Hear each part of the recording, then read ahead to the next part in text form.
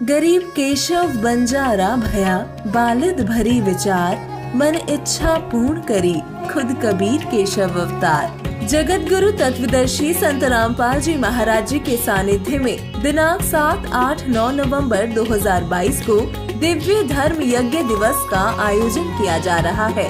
इस भव्य कार्यक्रम का सीधा प्रसारण 9 नवंबर 2022 को सुबह 9 बजे से साधना टीवी और पॉपकॉर्न टीवी पर प्रसारित होगा। इस विशेष कार्यक्रम का सीधा प्रसारण आप हमारे सोशल मीडिया प्लेटफॉर्म पर भी देख सकते हैं।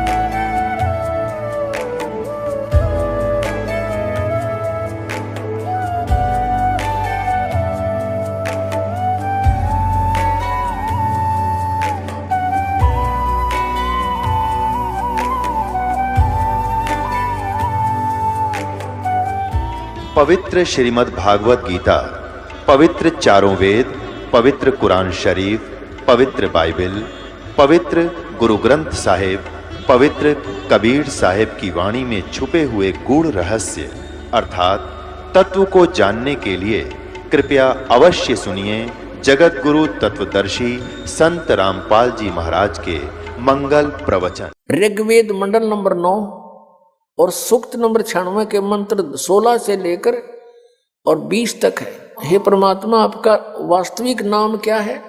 16वें श्लोक में प्रश्न है। उत्तर दिया 17वें श्लोक में कि वो कबीर साहब, कबीर परमेश्वर है और कबीर वाणी के द्वारा वो अपने ज्ञान को लोकोक्तियों के माध्यम से उच्चारण करके बोलता है, जिस कारण से वो एक प्रसिद्ध कवि भी कहलाता है, लेकिन वो होता है परमात्मा। फिर 18वें श्लोक में कहा कि वो तीसरे मुक्ति धाम में रहता है, सतलोक में रहता है, वहां से गति करके आता है। गीता जी अध्याय नंबर 15 के श्लोक नंबर 4 में कहा है कि जब तत्वदर्शी संत आपको मिल जावे, उसके पश्चात परमेश्वर के उस परम पद की खोज करनी चाहिए, जहां जाने के बाद साधक फिर कभी लौटकर संसार में नहीं आता। और जिस परमेश्वर ने सारे ब्रह्मांडों की यानी संसार रूपी वृक्ष की रचना की है, और मैं भी उसी की शरण में हूं, केवल उसी की भक्ति करनी चाहिए। अनन्य मंत्र श्रीमद् भगवत गीता अध्याय नंबर 18 के श्लोक नंबर 62 में कहा कि अर्जुन, तू सर्व भाव से उस परमेश्वर की शरण में जा, उसकी कृपा से तू परम शांति को और सनातन परम धाम को प्राप्त होगा, शाश्वतम स्थानम।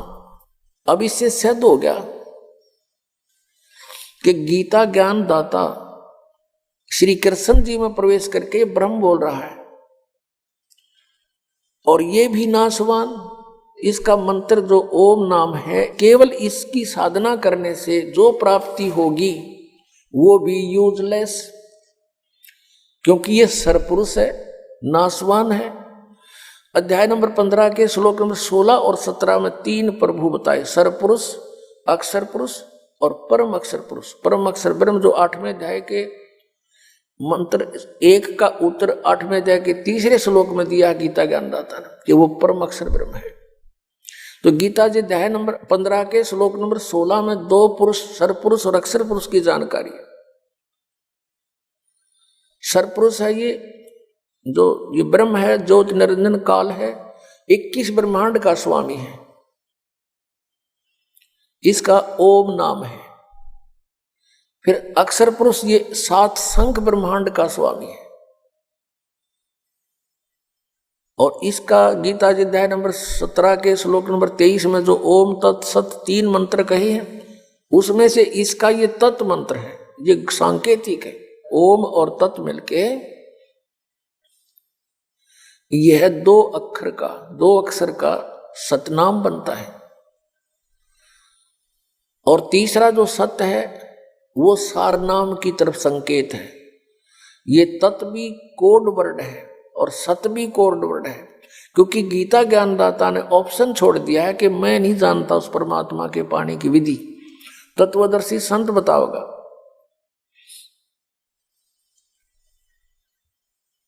अब जो प्रसंग चल रहा है कि शास्त्र विधि को त्याग के जो मनमाना आचरण करते हैं उनको कोई लाभ नहीं होता। गीता जी अध्याय नंबर 16 के श्लोक नंबर 23 में और 24 में स्पष्ट कर दिया कि इससे तेरे लिए कर्तव्य और अकर्तव्य की व्यवस्था में सदग्रंथ ही प्रमाण है, किसी के लोक वेद पर विश्वास मत करना।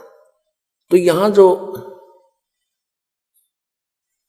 गीता जी अध्याय नंबर 15 के श्लोक नंबर 16 में कहा है कि सर्वपुरुष और अक्षर पुरुष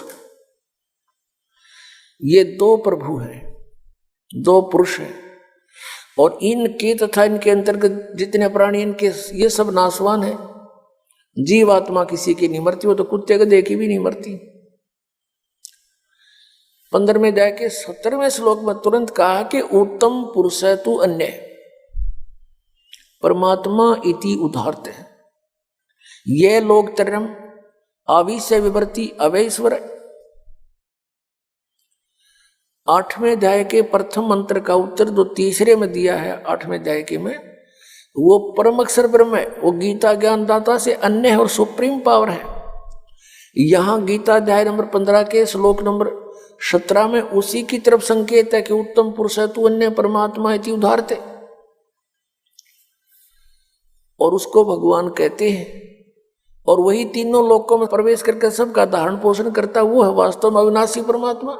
तो यहां जैसे संसार रूपी वृक्ष के जड़ से मूल से पूरे पेड़ को आहार प्राप्त होता है, तो सबका धारण पोषण करने वाला कौन हुआ? जड़ हुआ, मूल हुआ। और वो मूल कौन है? वो परम अक्षर ब्रह्म है, वो परम देव पुरुष है। तो वो तीनों लोकों में प्रवेश करके सबका धारण पोषण करता है वो परमात्मा। कौन? परम अक्षर ब्रह्म। अब हमने ये साधना देखनी है कि किस साधना से हम जन्म और मृत्यु के रोग से मुक्त होंगे और सदग्रंथों में प्रमाण हो वही सफल होगा। अब गीता जी अध्याय नंबर 15 के श्लोक नंबर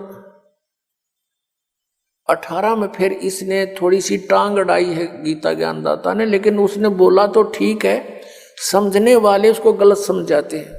15वें अध्याय के 18वें श्लोक में कहा कि मैं लोक वेद के आधार से पुरुषोत्तम प्रसिद्ध हूं, क्योंकि मेरे अंतर्गत जितने प्राणी हैं मैं उनसे उत्तम हूं। उत्तम माने श्रेष्ठ हूं, तगड़ा हूं, उनसे मैं शक्तिशाली हूं। इसलिए मैं लोक वेद के आधार से पुरुषोत्तम प्रसिद्ध हो रहा हूं। आई एम नोट पुरुषोत्तम। पुरुषोत्तम तो 15वें अध्याय के 17वें श्लोक में इसने खुद बता दिया कि वो है पुरुषोत्तम। लोक वेद क्या होता है? जैसे हमने सुन रखा था, श्री ब्रह्मा जी, श्री विष्णु जी, श्री शिव जी अजरो अमर हैं, इनके कोई माता पिता नहीं है। सर्वेश्वर महेश्वर मृत्युंजय कौलज्य पता नहीं क्या क्या कह रखा था। अब इनकी जीवनी और सदग्रंथों को देखा, इस दास पे दया करी परमेश्वर कबीर जी ने, मेरे पूज्य गुरुदेव जी ने, पूज्य परमेश्वर कबीर देव जी ने, तो उसमें पाया कि तो नासवान इनकी जन्म मृत्यु होती है। यो लोक वेद था। अभी दिखाते हैं हमारे पवित्र सदग्रंथ वही हैं जिनको हम आदरणीय और मान्य मानते हैं, इनको सत्य मानते हैं। और ये सदग्रंथ पहले संस्कृत में थे। संस्कृत केवल एक ब्राह्मण वर्ग ही पढ़ने का अधिकारी होता था। उनका यह बात समझ में आई नहीं, क्योंकि तत्व ज्ञान नहीं था उनके पास। तो ये सदग्रंथ उस तत्व ज्ञान रूपी कुंजी से, की से, उस ताली से खुलते हैं, वो इनके पास थी नहीं। इसलिए आज तक लोक वेद सुनाते रहे। देखिएगा श्री ब्रह्मा विष्णु महेश की जीवनी में क्या लिखा है। श्रीमद् देवी भागवत और गीता प्रेस गोरखपुर से प्रकाशित है। इसके संपादक कौन है? हनुमान प्रसाद पोदार चिमन लाल गोस्वामी। ये कहां से छपी है फिर देख लिए क्लियर। प्रकाशक एवं मुद्रक हैं गीता प्रेस गोरखपुर, गोविंद भवन कार्यालय कोलकाता का संस्थान। ये इनके फैक्स और फोन नंबर है। इसके 123 नंबर पर ही सब कंसेप्ट क्लियर हो जाता है। अब तीसरा स्कंद 123 पृष्ठ, और ये देखिएगा, तुम शुद्ध स्वरूपा हो, ये सारा संसार तुम इसे उद्भासित हो रहा है। मैं ब्रह्मा और शंकर हम सभी तुम्हारी कृपा से विद्यमान हैं। श्री विष्णु जी कह रहे हैं अपनी माता दुर्गा के विषय और अपनी सतीथि बताते, हमारा आविर्भाव और तिरोभाव हुआ करता है। हमारा आविर्भाव माने जन्म, तिरोभाव माने मृत्यु होता है। हम अविनाशी नहीं है, हमारा जन्म मृत्यु होता है। केवल तुम ही नित्य हो, जगत जननी हो, प्रकृति और सनातनी देवी हो। अब इससे ये विषय हो गया कि दुर्गा को प्रकृति भी कहते हैं। भगवान शंकर बोले, देवी यदि महाभाग विष्णु तुम्ही से प्रकट हुए हैं तो उनके बाद उत्पन्न होने वाले ब्रह्मा भी तुम्हारे ही बालक हुए। फिर मैं तमोगुणी लीला करने वाला शंकर क्या तुम्हारी संतान नहीं हुआ? अर्थात मुझे भी उत्पन्न करने वाली तुम ही हो शिवे। संपूर्ण संसार की सृष्टि करने में तुम बड़ी चतुर हो। इस संसार की सृष्टि, स्थिति और संहार में तुम्हारे गुण सदा समर्थ हैं। उन्हीं तीनों गुणों से उत्पन्न हम रजगुण ब्रह्मा, सतगुण विष्णु, तम गुण शिव जी नियमानुसार कार्य में तत्पर रहते हैं। पुण्यात्मा, इस पवित्र सदग्रंथ श्रीमद् देवी भागवत ने थोड़े से विवरण में सब कुछ कंसेप्ट क्लियर कर दिया। इसमें 5 कंसेप्ट क्लियर हो गए, 5 पॉइंट। नंबर 1, ब्रह्मा विष्णु महेश नाशवान है, इनकी जन्म मृत्यु होती है। ये अजरो अमर मृत्युंजय कालज्य नहीं है। और दूसरा ये हो गया कि दुर्गा इनकी जननी है, इनको जन्म देने वाली माता है। तीसरा ये हो गया कि रजगुण ब्रह्मा, सतगुण विष्णु, तमगुण शिव जी है। चौथा ये हो गया कि ये केवल नियमित कार्य ही कर सकते हैं, आपके संस्कार को बदल नहीं सकते। आपके भाग्य में कोई भयंकर दुख है, मृत्यु है या कोई और हानि है तो ये कोई चेंज नहीं कर सकते उसको, क्योंकि वो कर्मों का आधार है। और कर्म में परिवर्तन केवल परम अक्षर ब्रह्म। वह लड़की ने प्रार्थना की, परमात्मा ने कहा बेटी जाओ उसके पास, वो बैठा महात्मा, वो देंगे तुझे दीक्षा। वो तो गई वहां पर जहां संकेत मिल गया, जाकर बैठ गई। एक महाराज जी नाम दे दो, दीक्षा दे दो। रविदास जी कहने लगा, बेटी बहन मैं हूं चमार जाति का और तू है ठाकरा की बेटी। गुरु से नाम लेने के बाद जब तूने लोग जाके यूं कहेंगे तूने किससे नाम ले लिया है, चमार पर नाम ले लिया, इज्जत का नाश हो गया। और जब तेरे मन में दोष आ गया, भक्ति खत्म हो जाएगी तेरी और लोग तेरी बेइज्जती बहुत करेंगे बेटी, तो कोई और देख ले अपना गुरु। तो मीराबाई ने कहा कि महाराज जी मैं आपकी बेटी, आप मेरे पिता, बाढ़ में जाए संसार, मैंने नाम दे दो, मैं पीछा छुटवाना चाहती हूँ। तो रविदास जी ने दीक्षा दे दी। अपने आत्मा भक्तों के लक्षण ये होते हैं, वो लोक लाज नहीं करते। कभी परमात्मा की वाणी में भी गरीबदास साहिब बताते हैं, लोक लाज ना कीजिए निर्भय हो रहिए, और यो मन चावे राम को तो दासा तन करिए। कहते हैं लोक लाज ना कीजिए निर्भय हो रहिए, जय मन चावे राम को दासा तन करिए। स्वान स्वरूप संसार है कुछ कर सी नाही, शीस महल को देख करिए भौंक भौंक मर जाही। सत्संगी तजना सत्संगी संगना तज चितराम बसाही। नित्यानंद जी महाराज संत हुए हैं, उन्होंने कहा है कि लोक लाज मर्याद जगत की तृण जो तोड़ बगावे। ये लोक लाज मर्याद जगत की नौगे तृण की तरह, डिकड़े की तरह तोड़ के फेंक दे, तब कोई राम भगत गत पावे।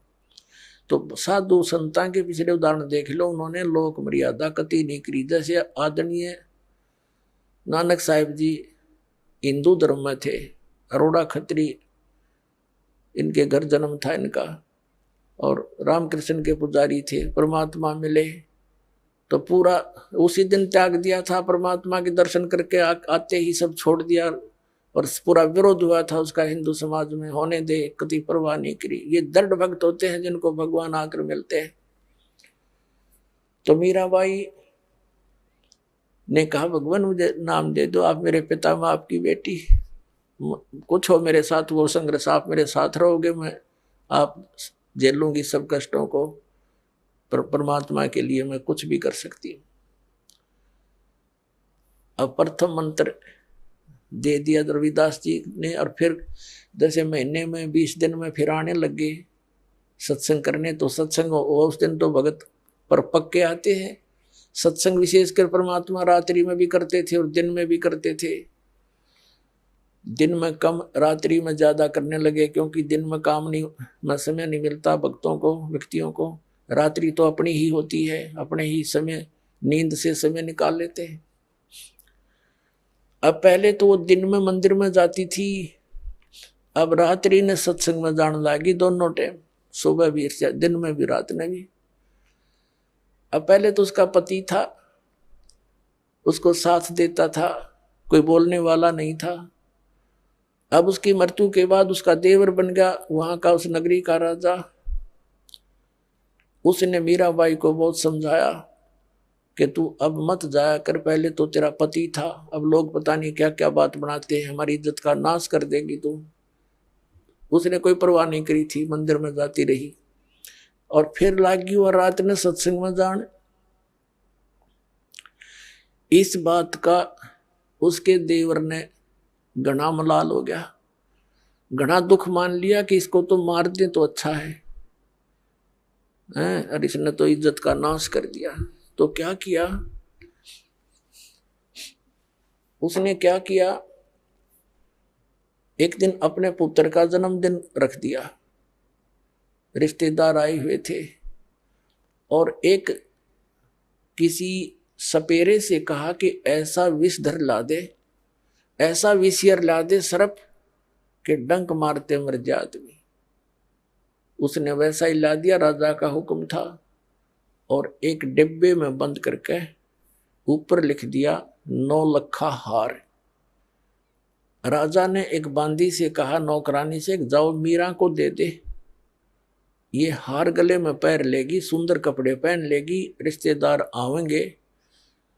और ऐसे, क्योंकि वो तो ऐसी रहती थी बेचारी, उसने तो ना उड़ने पैरने की कोई परवाह नहीं रही थी, भगवान में कसक गनी लगी थी।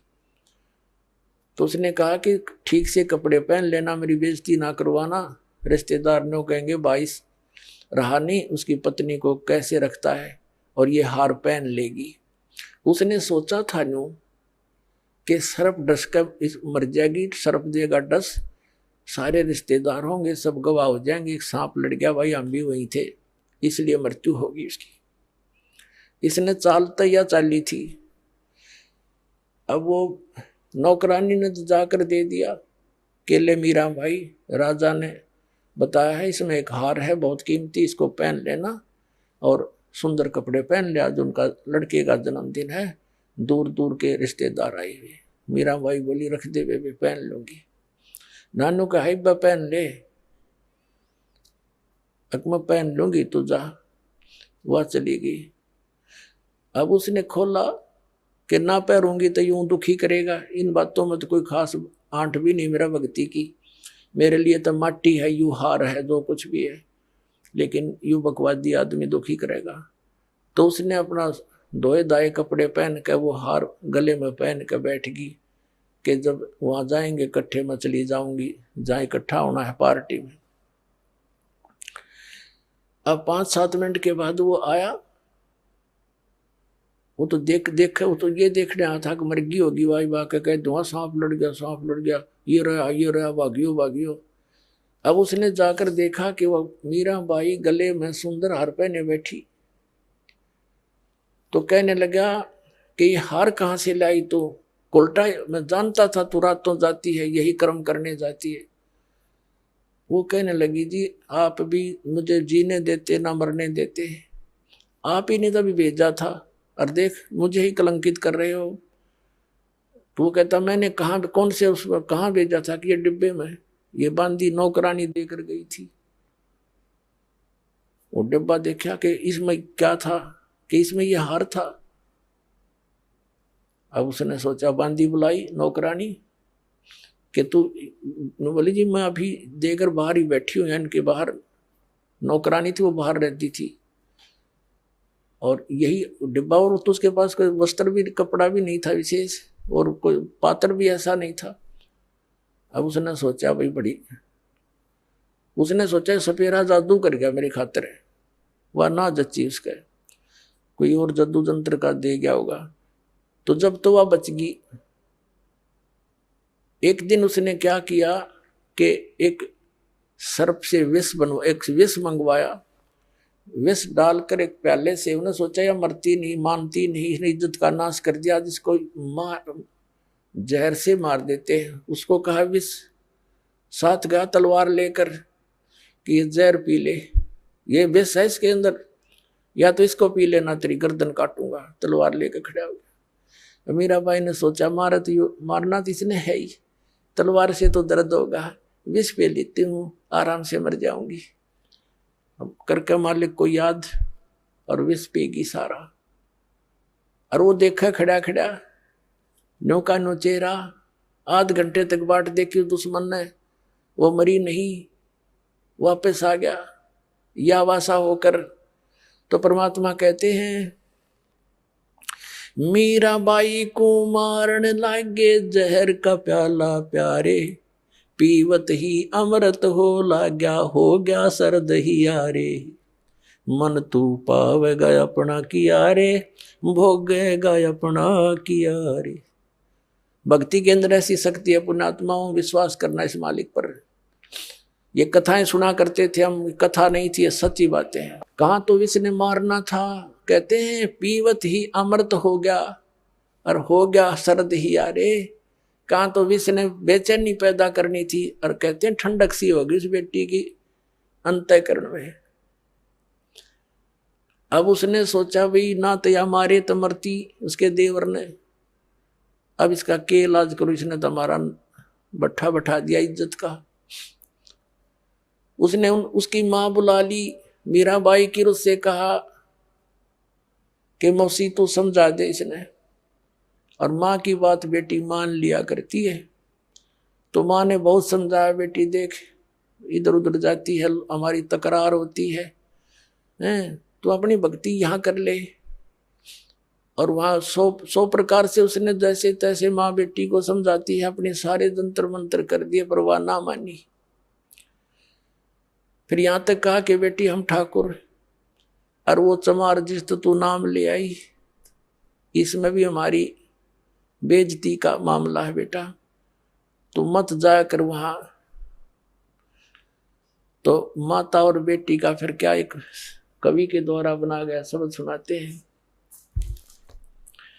सत्संग में जाना मीरा छोड़ दे, सत्संग में जाना मीरा,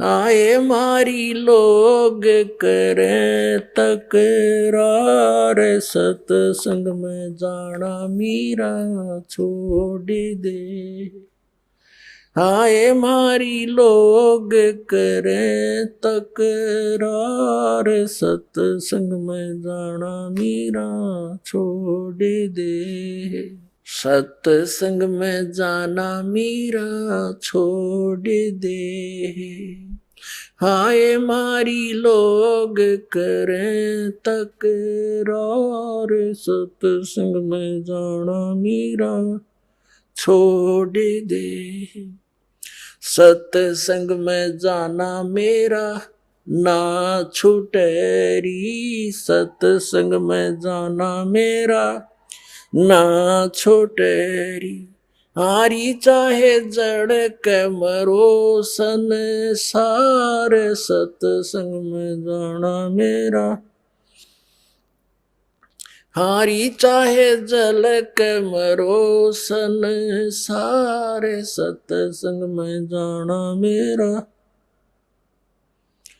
थारे सत्संग के राह में है, थारे सत्संग के राह में है, आए वहाँ पर रहते हैं काले नाग, कोई कोई नाग तन डस लेवे, आए वहाँ पर रहते हैं काले नाग, कोई कोई नाग तन डस लेवे, जब गुरु जी की मेरे फेरी, जब गुरुओं की मेरे फेरेरी हारी व तो सरप गंडे वे बड़े जाव सत्संग में जाना मेरा ना छुटेरी हारी व तो सरप गंडे वे बड़े जाव सत्संग में जाना मेरा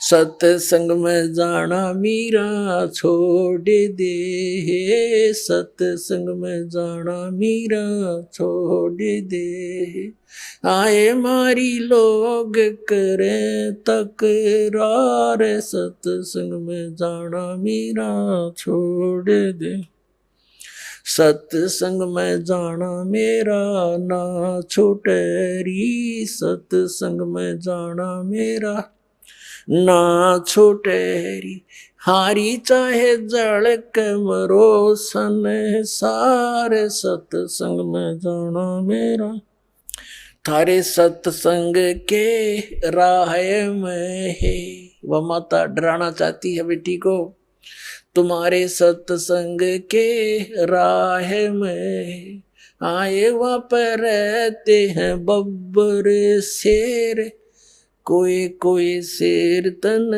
खा लवे कोई कोई शेर तन खा लवे जब गुरु जी की मेहर होवेरी जब सतगुरु जी की मेहर होवेरी आरी वो तो शेरों के गिदड़ बने जाव सत्संग में जाना मेरा ना छुटेरी हारी व तो शेरों के गिदड़ बने जाव सत्संग में जाना मेरा ना छुटेरी तुम थारे सत्संग के बीच में है थारे सत्संग के बीच में आए वहाँ पर रहते हैं साधु संत कोई कोई संत तन ले रमे आए वहाँ पर रहते हैं साधु संत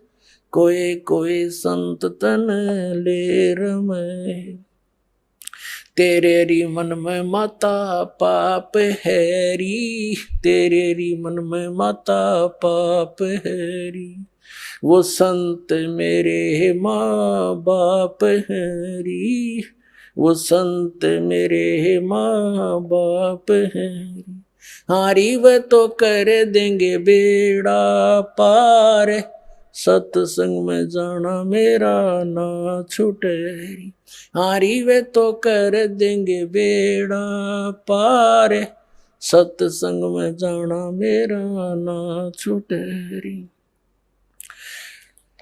सत्संग में जाना मीरा छोड़ दे सत्संग में जाना मीरा छोड़ दे हाय मारी लोग करें तकरार सत्संग में जाना मीरा छोड़ दे सत्संग में जाना मेरा ना छोटेरी सत्संग में जाना मेरा ना छोटेरी हारी चाहे जड़ के मरो संसारे सत्संग में जाना मेरा ना छूटेरी वो तो जाते चमार है वो तो जाते चमार है इसमें हमारी आर है इसमें हमारी आर है तेरे री लिख माता चमार हैरी तेरे लिख माता चमार हैरी मेरा सिरजन और हैरी मेरा सिरजन और हैरी हारी व तो मीरा के गुरु रविदास सत्संग में जाना मेरा न छुटेरी हारी व तो मीरा के गुरु रविदास सत्संग में जाना मेरा न छुटेरी। अपने आत्माओं परमात्मा के पाने के लिए परमात्मा के पाने के लिए सबसे बड़ी बंधन काल ने, सबसे बड़े रस्से हमारा बांध रखे हैं ये लोक परंपराओं के। और परमात्मा कबीर साहब कहते हैं, सोई जन उभरे जिन तोड़ी कुल की कान। परमात्मा कहते हैं कुल करने के कारण यू अनसा गया बिगो। जब यू कुल के कर लेगा तो चार पाया का हो। आज तो लोक लाज में कुल की मर्यादा में को प्रमुख मानकर सत्संग में आया नहीं, सत्संग सुने नहीं, ज्ञान होया नहीं, भक्ति करी नहीं, फिर गधा बन का घूमेगा, चार पाया का होगा। जब यू कुल के ढालड़ा होगा तेरे, तब यू कुल के कर लेगा तो चार पाया का हो। तो संतों को यू हृदय में जम जाती है बातें। तो यहां परमात्मा कहते हैं कि तन छूटे जब कहां समावेगा, और आखिर तुझको कौन कहेगा।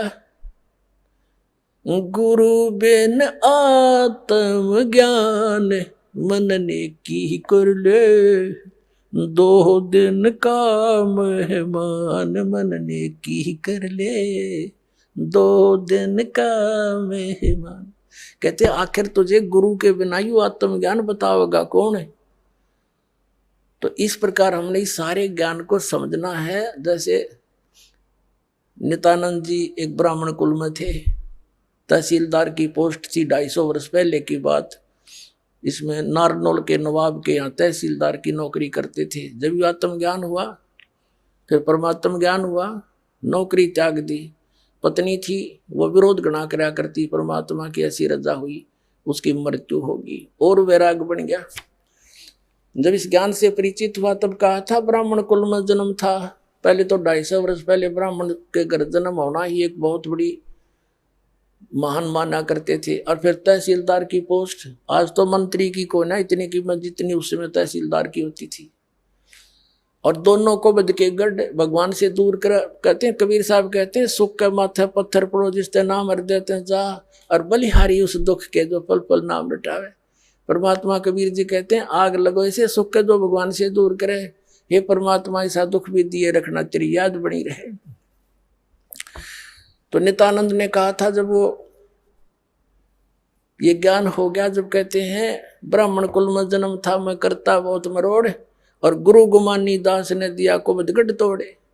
संत मिले उनको गुमानी दास नाम के, कहते गुबद कुबद का गढ़ तोड़ दिया। मान बढ़ाई है, ऊंची नीची जाति वाला अभिमान भेदभाव, कहते ये कुबद का गढ़ संत बिना नहीं टूटे। तो परमात्मा के बच्चे जो होते हैं उन्हीं को मिलते हैं जो दृढ़ होते हैं। मीराबाई दृढ़ भगत थी, सारा संसार एक तरफ। अपने आत्माओं मीराबाई ने देखा है रोज बकवाद करता है, ये कभी मारने की चेष्टा करता, घर त्याग कर चली गई, वृंदावन में रहने लगी। तो वहां परमात्मा फिर मिले जाकर उसको दूसरा रूप बनाकर, और ज्ञान से उसे पूछा, जैसे धर्मदास जी को मिले थे। तब उस बेटी की भी आंखें खोली, बेटा इससे आगे और भी नाम है, ये तो प्रथम मंत्र दिया है, इसके आगे सतनाम है, वो ग्रहण कर, उसको मैं दे सकता हूँ और किसी के पास नहीं है। तब मीराबाई ने परमात्मा कबीर जी से फिर मंत्र लिया, तब उसका कल्याण हुआ। बोलो सतगुरुदेव।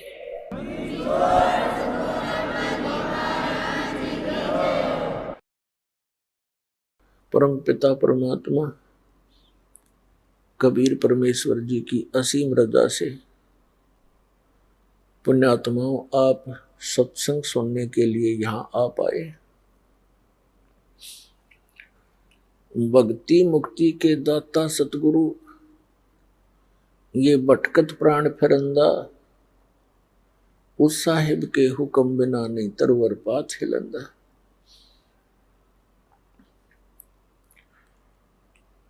पुण्यात्माओं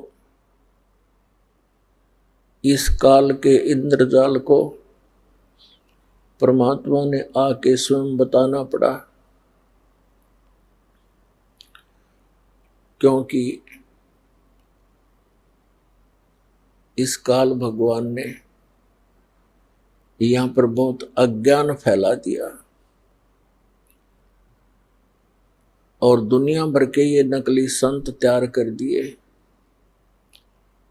जो केवल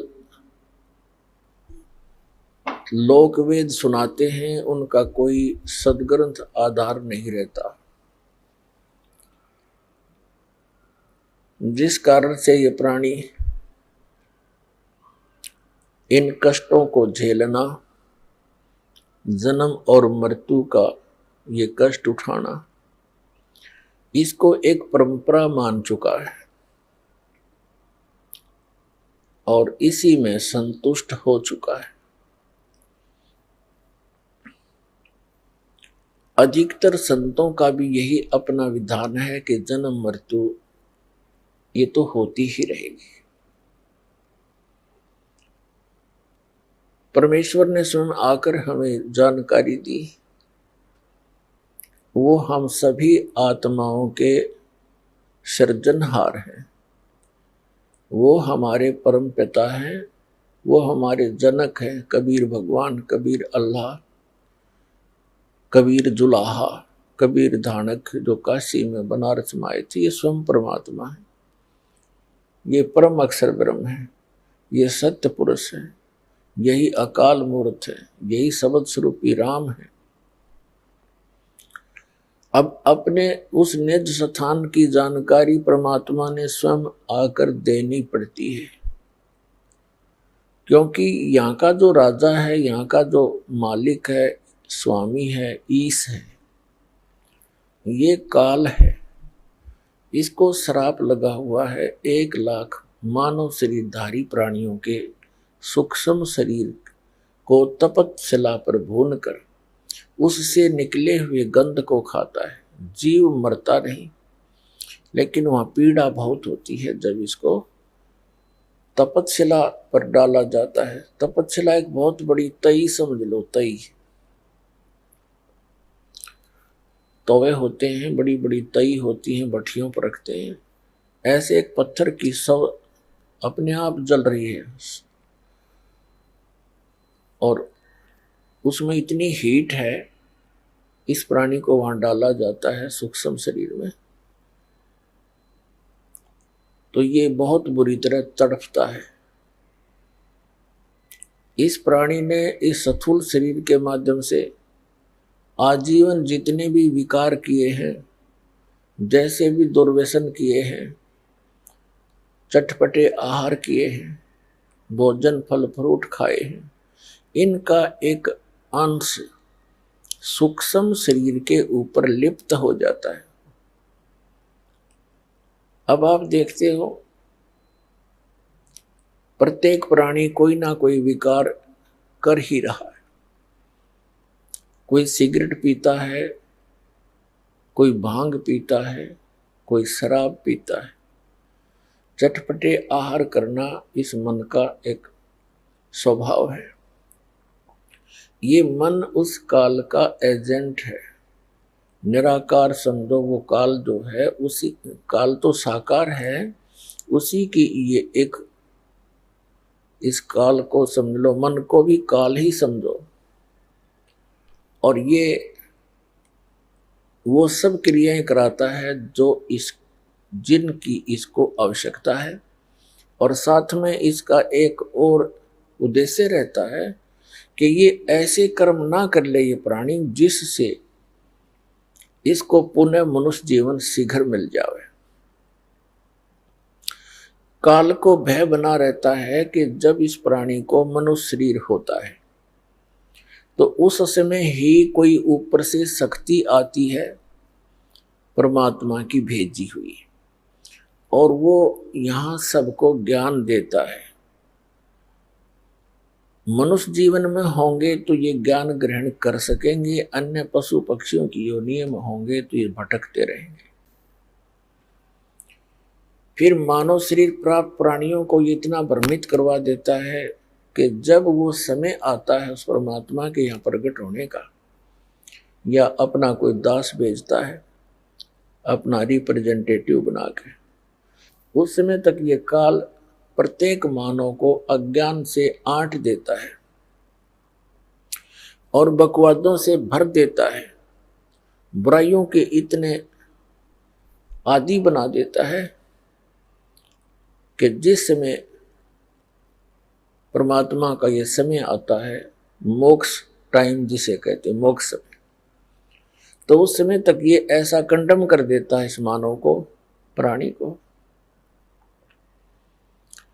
या तो ये भक्ति चाहता नहीं, अन्य बकवादों में लगा रहता है, राजनीति में, बड़ी पोस्ट प्राप्त करने के लिए स्टडी में, और फिर सारा जीवन जोड़ के एक कोठी और करके 10-20 लाख रुपए बैंक में आप मर जाता है। आप गधा बना फिरता है और बैंक के बैलेंस ने पता नहीं कौन बरतता है। तो ये चाहता है कि कोई भी प्राणी उस समय भक्ति योग्य ना रहे। अब जो पुण्यात्माएं पिछले जन्म जन्मांतर से परमात्मा की भक्ति करते आ रहे हैं और उनको मनुष्य जीवन भी मिलता आ रहा है, कुछ एक ऐसे नियम हैं, कुछ ऐसी परमात्मा की भक्ति के कुछ अंक होते हैं, उनके कारण एक मानव को 10, 20, 50, 100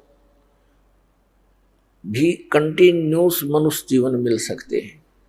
और उन मानव शरीर के अंदर यदि परम संत मिले नहीं तो कोई आंट नहीं सकता। पृथ्वी रोज सूर्य उदय हो रहा है, अस्त हो रहा है, और उदय हो रहा है, अस्त हो रहा है, अरबों वर्ष बीत के चलता रहेगा, फिर ठा होगा इसका। तो जब तक इसके पूर्व जन्म की संस्कार इसके साथ रहते हैं प्राणी का, तो इसकी बैटरी चार्ज होती है इन्वर्टर की, समझ लो। इस जीव के पुनों के कारण ये भक्ति युक्त रहता है, वो भक्ति संग्रहित होती है इसकी पूर्व जन्म जन्मांतर की। और फिर वो 2 जन्म उसके हो गए, 3 हो गए, 4 हो जाएंगे, 10 हो जाएंगे, 50 हो जाएंगे।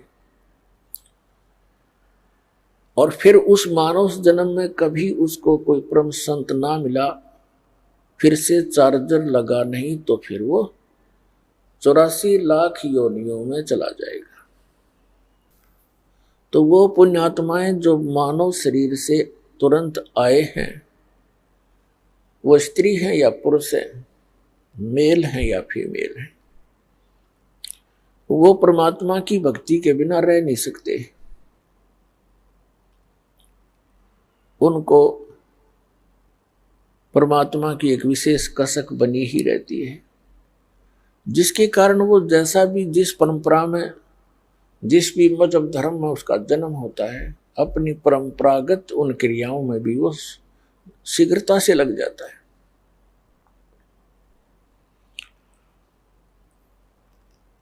तो काल भगवान ने परमात्मा से कहा था, जब परमेश्वर प्रथम बार इस काल के लोक में आए थे, इसने परमात्मा के साथ, क्योंकि परमेश्वर कबीर जी अपने पुत्र का रूप बना कर आते हैं, कभी ज्ञानी का, कभी सहजदास का, कभी जोगजीत का। तो वो ये सोचता है कि ये मेरे भाइयों में से ही है, क्योंकि ये भी काल भी परमात्मा का ही पुत्र है। हम सभी उसी के बच्चे हैं, चाहे कोई चींटी है, हाथी है, शेर है, बगेरा है, गवेरा है, राजा है, रंक है, किसी भी मजहब धर्म में जन्मा है।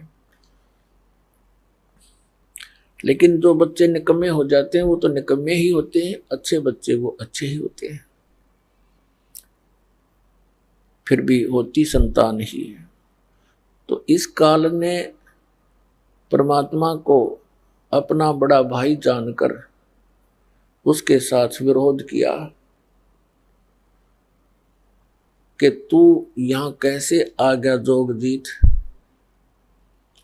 उसको ये भी डर रहता है कि हो सकता है कोई परमात्मा का संदेश लेकर आया हो, कोई आदेश हो। कहा तो आदेश है परमपिता का, पहले मुझे वो सुना और फिर तुझे तेरी पिटाई करूंगा मैं, क्योंकि मैंने तेरे से वहां प्रार्थना की थी कि मुझे इस लोक सतलोक से निकालना मत, तूने मेरी एक नहीं सुनी थी, मुझे वहां से निकाल दिया था, अब तू मेरे लोक में कैसे आ गया? अब मैं तुझे गढ़ूंगा।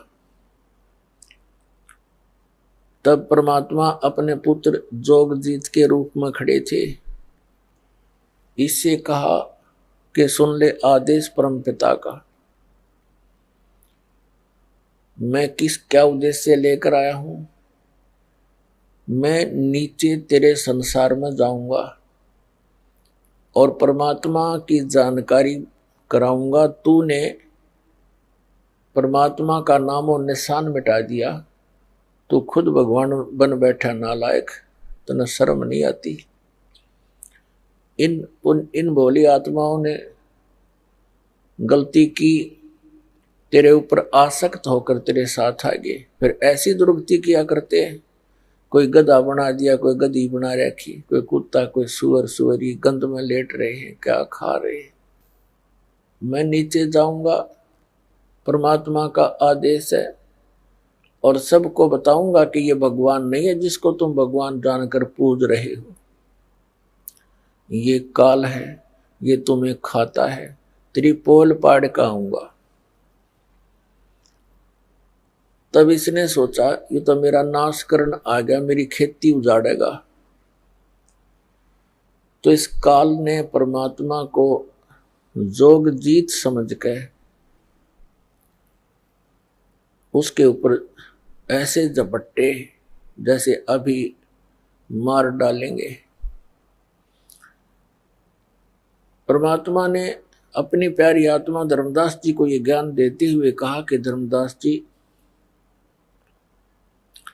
जिसमें उस काल ने मेरे ऊपर अटैक किया, आक्रमण किया, मैंने सतनाम का सिमरन कर दिया।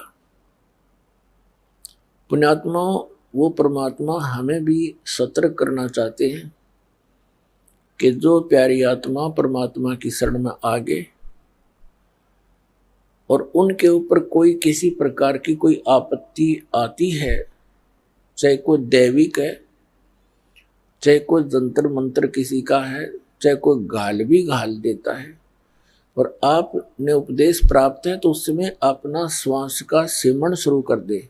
जिसको प्रथम मंत्र प्राप्त है तो प्रथम मंत्र का ही जाप शुरू कर दे, किसी और की आशा नहीं करे कि वो मेरी रक्षा करे। परमात्मा ने बताया कि धर्मदास, मैंने सतनाम का सिमरन कर दिया और काल ऐसे कंडम हो गया, ऐसा झटका लगा इसको जैसे पक्षी की पंख कट जाती है। पंख उनके कटने के बाद वो जमीन पर पड़ा पड़ा तड़प रहा होता है, वो ऐसा ही हो जाता है। ऐसी दशा होगी इस ज्योति निरंजन काल की। ये चापलूस है। पहले तो इसने सोचा था कि मैं इसको डरा धमका दूंगा, और फिर इसने पैर पकड़ लिए मेरे आकर।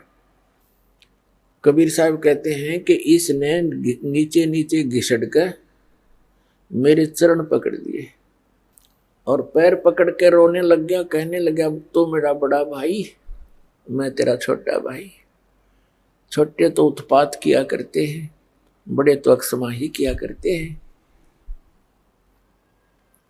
मैं तो आपको पिता के समान मानता हूं, और आप तो उनके ही भेजे हुए आए हो, आप तो उन्हीं की शक्ति हो, मुझे अक्षमा कर दो।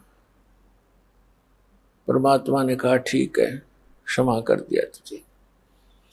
फिर चरण छोड़े नहीं और कहने लगा कि मुझे मेरे इस लोक में कुछ त्रुटि है, वो आवश्यकताएं मेरी पूरी कर दो। मैं आपका छोटा भाई हूं, आप तो समर्थ हैं। बहुत घनी चापलूसी करी इसने।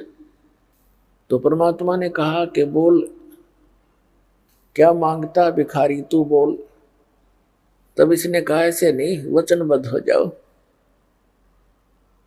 परमात्मा ने कहा कबीर जी ने, ठीक है, वचनबद्ध हो गया। आइए अब हम उन श्रद्धालुओं के अनुभव जानते हैं जो जगत गुरु तत्वदर्शी संत रामपाल जी महाराज जी से दीक्षा प्राप्त कर चुके हैं तथा उनके द्वारा बताए गए भक्ति मार्ग पर चल रहे हैं। सर नमस्कार। नमस्कार सर। क्या नाम है आपका? रामनंदन पटेल। सर कहाँ से आए हैं आप? मैं मूलतः रहने वाला बनारस का हूँ, लेकिन जबलपुर में मध्य प्रदेश में सर्विस करता हूँ शिक्षा विभाग में, और जबलपुर में रह रहा हूँ। आप जबलपुर शिक्षा विभाग में एक शिक्षक हैं। सर आप कितने साल से जबलपुर में रह रहे हैं? मैं 40 साल से जबलपुर में हूँ। सर संत रामपाल जी महाराज से कब जुड़े आप? मैं संत रामपाल जी महाराज से 2013 अप्रैल में जुड़ा। सर हम आपसे एक बात पूछना चाहेंगे कि संत रामपाल जी महाराज से नाम दीक्षा लेने से पहले आप क्या साधनाएं करते थे? संत रामपाल जी महाराज से नाम उद्देश्य लेने के पहले मैं जो समाज में हमारे देवी देवताओं की जो कुल पूजा होती थी, उन्हीं पूजाओं को मैं बराबर बरकरार रखा था।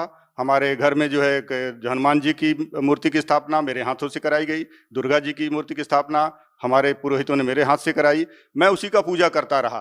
फिर भी पूजा करते करते जो है मैं असाध्य बीमारियों से भी ग्रसित हो गया, और वो असाध्य बीमारियां मुझे आज तक पछाड़ती रहीं जब तक मैं जो है संत रामपाल जी महाराज के शरण में नहीं आया। सर संत रामपाल जी महाराज के बारे में आपको कैसे पता चला? क्योंकि आप जबलपुर में रहते हैं, यहाँ से हरियाणा काफी दूर है। कैसे आप संत रामपाल जी महाराज से जुड़े? सर मैं संत रामपाल जी महाराज से जुड़ने का श्रेय जो है मेरे बालक पर जाता है। मेरा बेटा जो है मेरे से 1 साल पहले संत रामपाल जी महाराज से गुरु दीक्षा लेकर के वो भक्ति कर रहा था, लेकिन घर में वो चोरी चोरी भक्ति करता था, हम लोगों को नहीं बताता था, और मैं अपनी भक्ति में सांसारिक पूजा में लगा रहता था। तो जब मेरी तबीयत खराब होने लगी ज़्यादा, तो उसने कहा कि पापा ऐसा है कि देखिए संतराम जहाँ से मैं दीक्षा लिया हूँ, और ये लोग देखिए रामपाल जी महाराज के दीक्षा लेने के बाद उस साधना को करने के बाद लोग असाध्य बीमारियों से ठीक हो रहे हैं। आपको क्या प्रॉब्लम थी? हमको सर पहले तो हमारी पौष्टिक ग्रंथि बढ़ी हुई थी शरीर की, और उसमें से जो है हमें रात भर हमको बाथरूम जाना पड़ता था, नींद नहीं आती थी, जिसके कारण मुझे ब्लड प्रेशर की बीमारी हो गई। और ब्लड प्रेशर बीमारी होने के साथ साथ एक दिन ब्लड प्रेशर इतना हाई हुआ कि मुझे पैरालाइज की शिकायत हो गई, और ये मेरा लेफ्ट साइड जो था वो जो है बिल्कुल शून्य होने लगा, और तब मुझे पता चला कि मुझे कुछ हो रहा है। और मैं ये मेरी जो पैरालाइज की शिकायत हुई थी, अपौष्टिक ग्रंथि की जो शिकायत थी, ये दोनों रिपोर्ट मेरे साथ हैं। कितने डॉक्टरों की रिपोर्ट मेरे साथ में मैं लेके आया हूँ। कौन से हॉस्पिटल में आपने दिखाया था? जबलपुर का जो सबसे बढ़िया हॉस्पिटल जिसको माना जाता है, डॉक्टर अनुराग साहनी का। और सर क्या कहा डॉक्टर ने? रिपोर्ट में क्या बताया? रिपोर्ट में ये कहा गया, मुझे तो नहीं बताया डॉक्टर ने, इन्होंने मुझे इतना बताया कि आपके ब्रेन में क्लॉटिंग है, और उस क्लॉटिंग की वजह से आपको पैरालाइज हुआ है, और इतना बता के उन्होंने कहा आपको भर्ती होना पड़ेगा। उन्होंने एडमिट कर लिया। मैं 1 महीने तक अस्पताल में एडमिट रहा, लेकिन मेरे बच्चे को बुला करके बाद में पूछा गया, उससे बताया गया कि ये इनको बचने की उम्मीद नहीं है, आप उम्मीद छोड़ दीजिए। और मेरे पास एक ही बालक है। सर कौन सा डॉक्टर ने कहा कि आपकी बचने की उम्मीद नहीं है? वो डॉक्टर अनुपम साहनी। जबलपुर में है ये? जबलपुर में ये है, इनका अस्पताल जबलपुर में है, मध्य प्रदेश में। सर फिर कैसे ठीक हुए? कैसे राहत मिली आपको? तो हमें जो है वो बालक ने हमें बीच में बताया था कि पापा जो है आप गुरु से चलिए, नाम दीक्षा ले लीजिए तो बीमारियां दूर हो जाएंगी। तो मैं बीच में गुरु से नाम दीक्षा तो लिया जा करके बरवाला, यहाँ जबलपुर से दिल्ली गया, दिल्ली से फिर बरवाला जाके नाम दीक्षा तो लिया, लेकिन मुझे पहले उतना विश्वास नहीं हो रहा था, और मैं भक्ति ठीक से नहीं कर रहा था, और मैं जगत में भी कुछ लगा रहता था। तो लेकिन जब मैंने दीक्षा तो ले लिया था, जब मुझे ये पैरालाइज का अटैक हुआ था, तो मुझे तुरंत अपने गुरु संत रामपाल जी महाराज का ध्यान आ गया कि उन्होंने मुझे मंत्र दिया था, और उसमें हमने सुना भी था इंटरव्यू में कि जो इस नाम का जाप करता है, गुरु जी के बताए के अनुसार इस नाम का जाप करता है तो तलवार से लगा हुआ जो घाव होता है वो सुई की नोक के बराबर दर्द में बदल जाता है। तो जब मुझे ये अटैक हुआ तो मैं उस मंत्र का मन ही मन जाप करने लगा। तो हमारा जहाँ तक हमारा अंग शरीर का शून्य हो गया था, जहाँ सेंसेशन नहीं था, वो सेंसेशन वहीं तक जो है रुका रहा, और धीरे धीरे धीरे धीरे वो शून्यपन खत्म होने लगा शरीर का, और मैं बहुत जल्दी रिकवर हो गया, और अस्पताल से मुझे छुट्टी मिल गई, और आज मैं आपके सामने बिल्कुल स्वस्थ निरोग। मेरी जो है पौष्टिक ग्रंथि का भी ऑपरेशन नहीं कराना पड़ा, वो भी ठीक ठाक है। ब्लड प्रेशर नहीं है, मैं कोई दवाई नहीं लेता हूँ, और पैरालाइज की भी कोई दवाई नहीं लेता हूँ, और आपके सामने आज स्वस्थ बिल्कुल खड़ा हूँ। और साथ ही में अब मेरे परिवार में कोई भी व्यक्ति बचा नहीं है, सब संत रामपाल जी महाराज से दीक्षा लेकर अपनी अपनी भक्ति में लीन है, और हम लोग स्वस्थ और सुखी जीवन व्यतीत कर रहे हैं, आर्थिक लाभ है। सर लोग आजकल भक्ति भी करते हैं, गुरु भी बना रखे हैं, लेकिन भक्ति करने का मतलब लोगों को ये नहीं पता कि वही पैरालिसिस जैसी बीमारियां, कैंसर जैसी भयानक बीमारियां ठीक हो सकती है। लेकिन जैसा कि आप बता रहे हैं, रिपोर्ट्स में आप साफ दिखा रहे हैं, डॉक्टर का नाम आप बता रहे हैं, आपको संत रामपाल जी महाराज से नाम दीक्षा लेने के बाद कोई ऑपरेशन नहीं करवाना पड़ा, आपकी पैरालिसिस की बीमारी ठीक हो गई। सर, लोगों को आप कैसे समझा पाएंगे? लोग कैसे विश्वास करें? आप रिपोर्ट्स दिखा रहे हैं।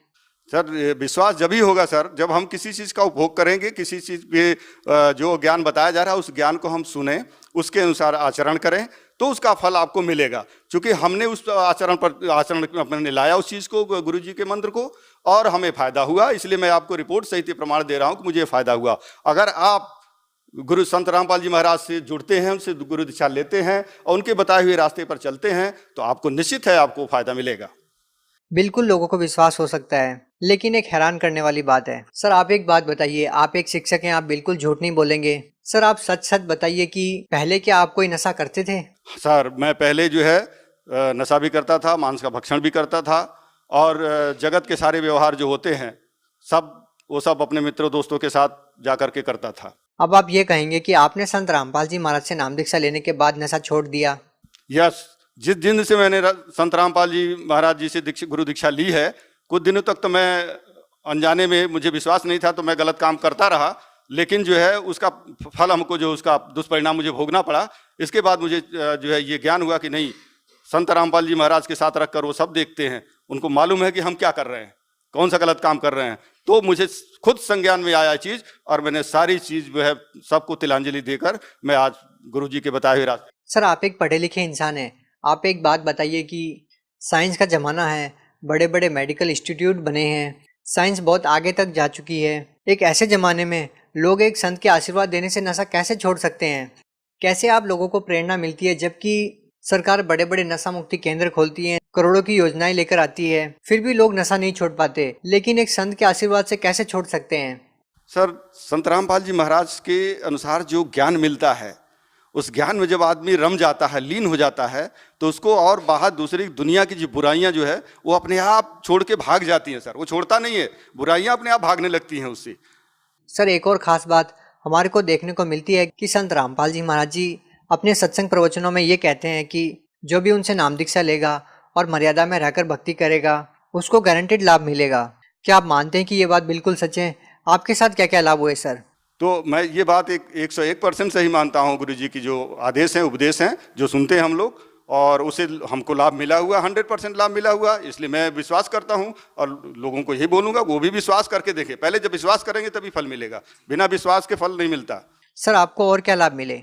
हाँ, उसके साथ साथ सर, मेरे ऊपर 2 झूठे केस लगा करके लोग मुझे फंसा रहे थे।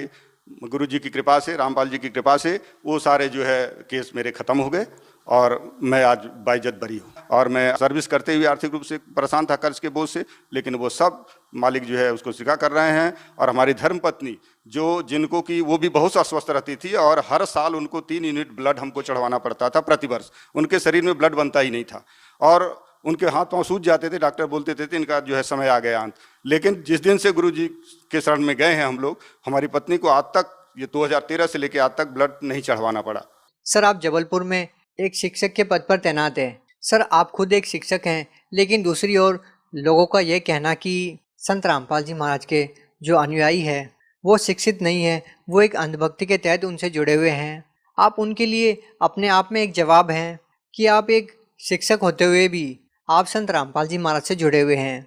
सर, इसका सीधा सा मतलब ये है कि आपने संत रामपाल जी महाराज को बहुत ही जांच परख करके अपना गुरु बनाया है। आप उन लोगों को क्या कहना चाहेंगे? सर, आपका कहना बिल्कुल सही है कि मैं एक शिक्षक हूँ, अपने बालकों को सही शिक्षा देता हूँ जो सिलेबस के अनुसार सही है। तो इसी प्रकार से संत रामपाल जी जो हमारे सिलेबस हैं, हमारे जो 4 वेद हैं, 18 पुराण हैं, बाइबल, गीता, उनके साथ ये हमारा जिंदगी का सिलेबस है। इसमें जो बातें लिखी हुई हैं, सच्चाई, वही हमारे गुरु रामपाल जी महाराज हमको देते हैं। तो वो जो है सत्य शिक्षा है, सत्य ज्ञान है। इस कारण से मैं उसको ग्रहण किया, और जो है मैं ये अंधविश्वास के रूप में नहीं ग्रहण किया, मैं आत्मिक रूप से उसको सब परिवार उसका ग्रहण कर उस आचरण पर चल रहा हूँ, आचरण में व्यवहार में ला रहा हूँ। बहुत बहुत धन्यवाद। Thank you.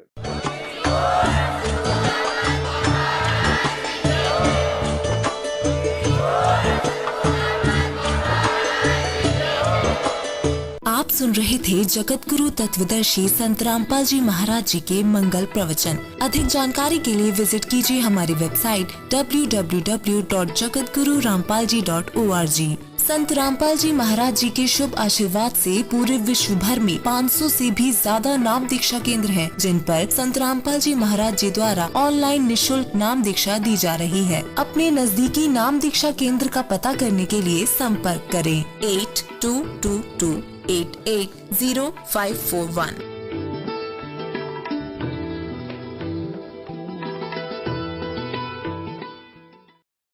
गरीब केशव बंजारा भया, बालिद भरी विचार, मन इच्छा पूर्ण करी, खुद कबीर केशव अवतार। जगत गुरु तत्वदर्शी संत रामपाल जी महाराज जी के सानिध्य में दिनांक 7, 8, 9 नवंबर 2022 को दिव्य धर्म यज्ञ दिवस का आयोजन किया जा रहा है। इस भव्य कार्यक्रम का सीधा प्रसारण 9 नवंबर 2022 को सुबह 9 बजे से साधना टीवी और पॉपकॉर्न टीवी पर प्रसारित होगा। इस विशेष कार्यक्रम का सीधा प्रसारण आप हमारे सोशल मीडिया